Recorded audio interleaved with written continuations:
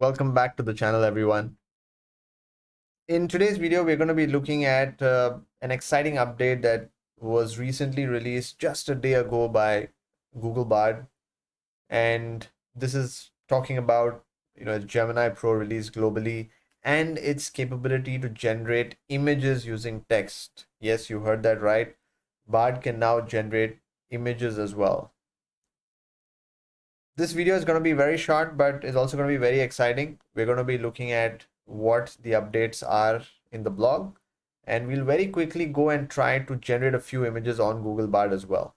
Right? I haven't tried it out too many times myself, so we'll try to generate something that comes to our mind, see what it can come up with, and how impressed we can get. So if you very quickly read this blog, uh, what this says is, first and foremost, Gemini Pro is now available in all supported languages and places. So earlier it was released in English.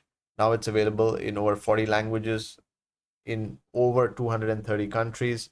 So now a lot more of you can access Gemini Pro, and that too in multiple languages. Secondly, a very exciting update that was released, or a feature that has been released, is called double check. Now, what does double check mean? So a lot of us want to make sure that information provided by these large language models are factually correct and they can be corroborated against information available on the web. So Google Bard now has the capability to do that. So they say you can click a G icon somewhere on the Google Bard interface, and it'll then corroborate that response against information on the web to fact check and evaluate it.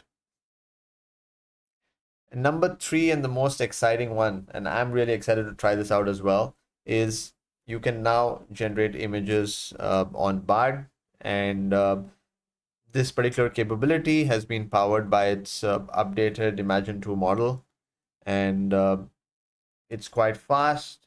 It's of a much more higher quality than the previous version of the model, and just by typing a simple prompt, you should be able to generate pretty good images, as they have shown some samples here as well.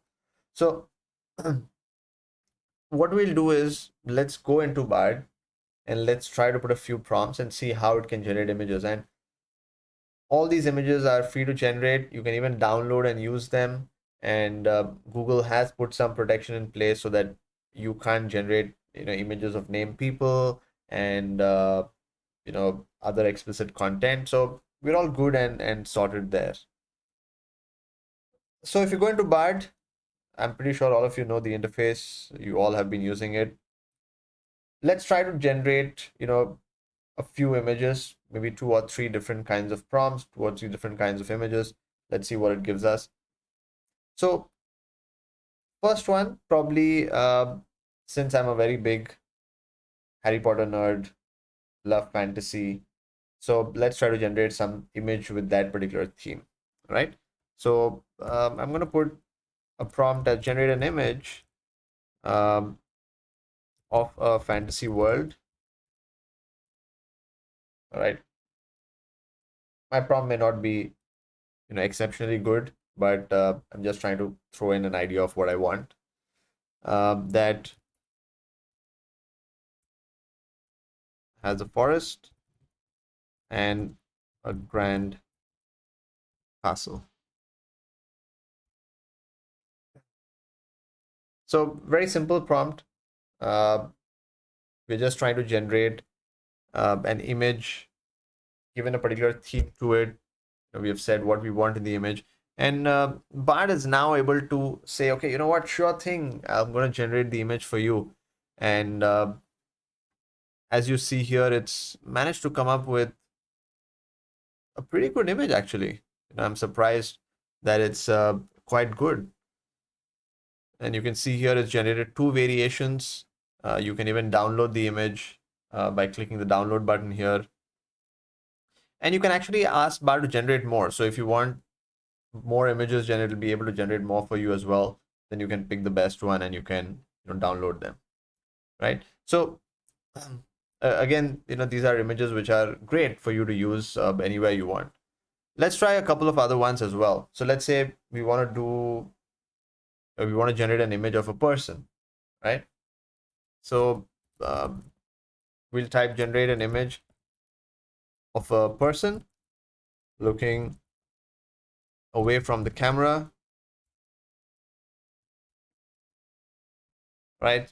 Let's say we want it in portrait mode.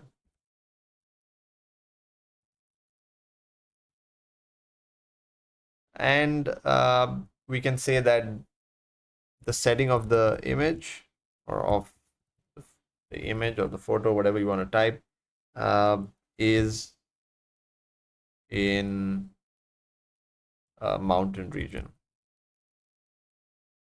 A little more complicated prompt, but what we are trying to do is we're trying to just test the length of it, see what it can give us. So, and it's quite fast. It's not that slow. It's able to generate some beautiful images. So as you see here, it's generated some images of people. Let's try to generate a couple more and just look through them. So these are people looking away from the camera. That's the prompt we've given. Also, you see the background is blurred, and quite good. But in certain images, it's probably still trying to become better. Like let's say this one, probably not that realistic yet, but I'm pretty sure if you give a better prompt, not a noob one like I did, it will give you a much better image as well. But it's still pretty impressive in terms of what it can do. All right, let's try to generate a last one. All right, we're gonna say generate a futuristic bike.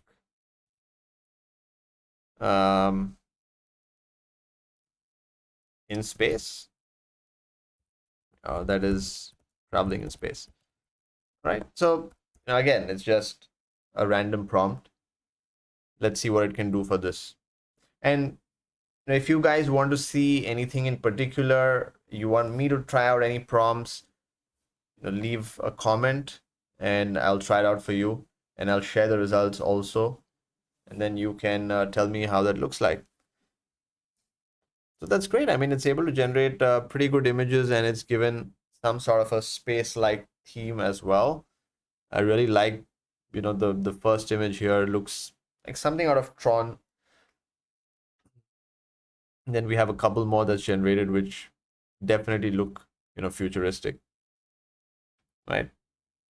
So that's great. Now, we can couple the capability of uh, generating textual content along with generating image content. So, for example, if you want to generate an article with images, Bard will be able to do that for you, right? So you can ask Bard, for example, to write a small article on the importance of cybersecurity